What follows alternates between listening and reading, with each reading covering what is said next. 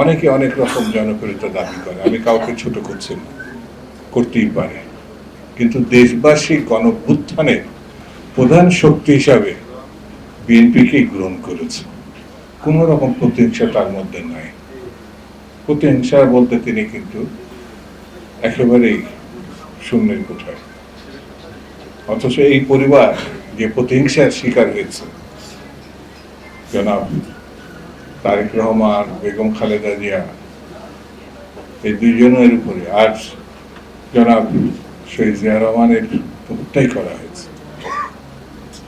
এর মধ্যে তিনি কিন্তু খুব প্রতিহিংসার সরকার বর্তমান সরকার না। 90-এর গণঅভ্যুত্থান পর দেশনেত্রী বেগম খালেদা জিয়া প্রধানমন্ত্রী হয়েছিল। দেশবাসী তাকে প্রধানমন্ত্রী আসনে বসিয়েছিলেন। দীর্ঘ আন্দোলন সংগ্রামের মধ্য দিয়ে তিনি সেই যোগ্যতা, নেতৃত্ব, ভাবমূর্তি অর্জন করেছিলেন। আর 18 বছরের আন্দোলন সংগ্রামের মধ্য দিয়ে গণঅভ্যুত্থানের পরে জনাব তারেক রহমান প্রধানমন্ত্রিত্ব আসনে বসেছে। অনেকে অনেক রকম জনপ্রিয়তা দাবি করে, আমি কাউকে ছোট করছি না, করতেই পারে, কিন্তু দেশবাসী গণভ্যুত্থানের প্রধান শক্তি হিসাবে বিএনপিকেই গ্রহণ করেছে। কারণ তারা যখন ভোট দেওয়ার সুযোগ পেয়েছে 12 তারিখে, তারা কিন্তু বিএনপিকে ভোট দিয়েছে। কেন ভোট দিয়েছে?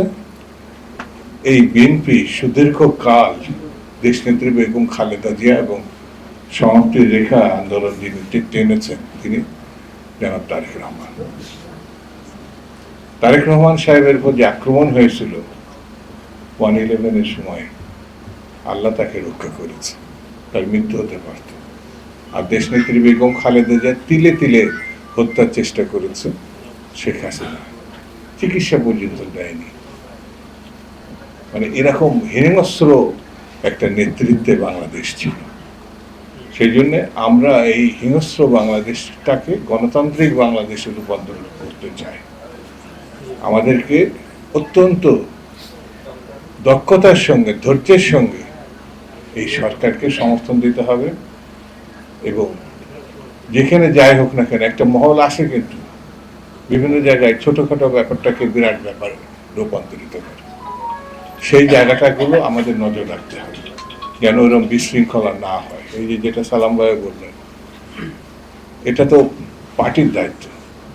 আমাদের নেতা জনাব মির্জা আব্বাস এখন চিকিৎসার উদ্দেশ্যে তিনি দেশের বাইরে, নজরুল ইসলাম খান হাসপাতালে, আর দীর্ঘদিন ধরে অসুস্থ ব্যারিস্টার রফিকুল ইসলাম মিয়া, প্রবীণ নেতা। এদের লক্ষ্যটা কি ছিল? গণতান্ত্রিক বাংলাদেশ। আমরা তাদের প্রতি সম্মান জানাবো, আল্লাহর কাছে দোয়া করব। কেন? তাদের জীবনটাই উৎসর্গ করেছেন মানুষের জন্য, দেশের জন্য, গণতন্ত্রের জন্য। ঠিক কিনা?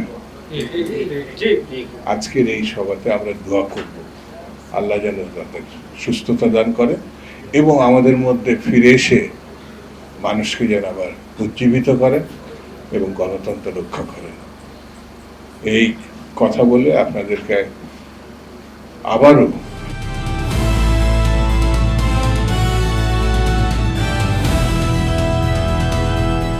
দিনাজপুর টিভি, মানুষের জীবনের কথা বলে।